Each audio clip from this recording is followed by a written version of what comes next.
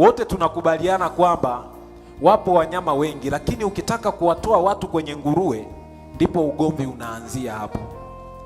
Tukiwaambia jamani, mbwa afai kuliwa, wanakubali. Hata wala nguruwe wanakubali. Nyoka afai kuliwa, wanasema kweli bwana. Lakini kwenye nguruwe, kwa nini wanamng'ang'ania nguruwe? Hapo kuna shida. Sasa twende tumwangalie nguruwe. Mmeng'enyaji wake unafanana na wa binadamu, na viungo vya ndani vya nguruwe vinafanana na vya binadamu. Nguruwe ana kwato lakini hacheui. Sasa gazeti ama jarida la Smithsonian Magazine linasema kwamba simulizi kutoka jamii za kale za binadamu wanaokula watu, yani cannibal societies, wanaeleza kwamba nyama ya binadamu ina ladha sawa na nyama ya nguruwe, na nguruwe alitumika kama mbadala wa nyama ya binadamu pale binadamu alipokosekana.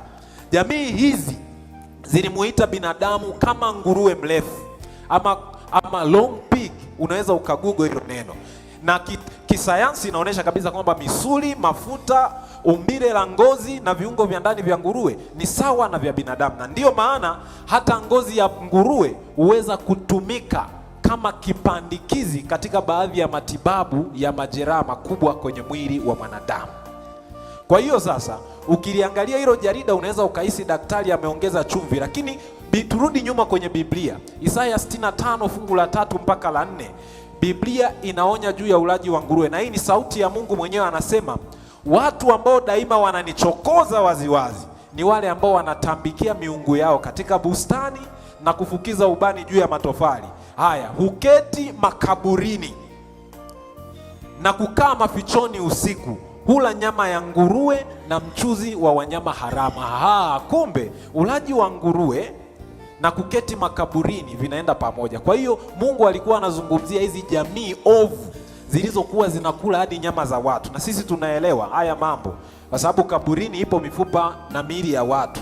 Kwa hiyo hizi jamii walikuwa wanasubiri mtu anazikwa, kama wameshindwa kuwinda, wanaenda wanafukua, wanakula nyama yake. Na ndio maana Biblia inaonyesha tabia za hawa watu, na hata jarida la watu wasiomjua Mungu wanakiri kwamba nguruwe alikuwa anatumika kama mbadala wa nyama ya binadamu, kwa sababu hawa wala nyama ya binadamu walikuwa wanaona nyama ya binadamu na ya nguruwe zinafanana ladha. Kwa hiyo nguruwe ni machukizo, na ndiyo maana hata Yesu Kristo aliweza kuwaangamiza wale nguruwe wale 1000 wale, wakati anamponya yule mtu mwenye mapepo. Hilo lilikuwa ni kemeo kwa Wayahudi ambao walikuwa wamezoea kufuga wanyama haramu kama nguruwe.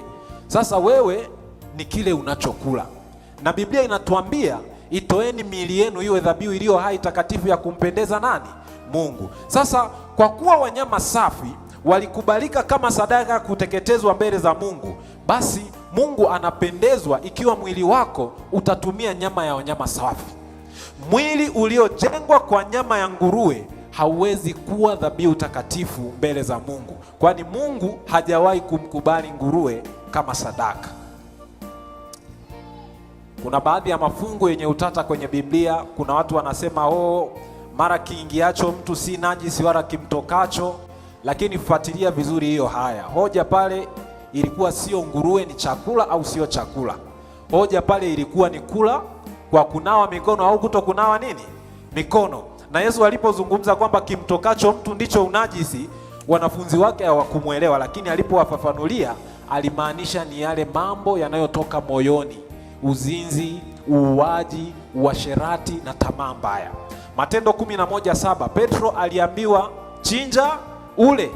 Sasa mimi nataka nikwambie, wale wanyama wa kwenye kitabu cha Danieli, ulishawahi kukutana nao? Mnyama mwenye vichwa 10 ushakutana naye? Maana yake kuna wakati Biblia inaweza ikazungumzia wanyama, lakini kwa nini? Kwa mifano. Kwa hiyo hata kwenye kisa cha Petro chinja ule haikumaanisha wanyama kuliwa, lakini ilikuwa inamaanisha huyu bwana akawahubirie watu ambao hawakuwa Wayahudi.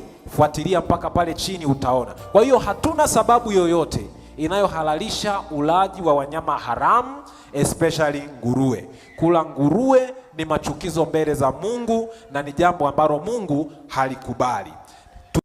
Kesho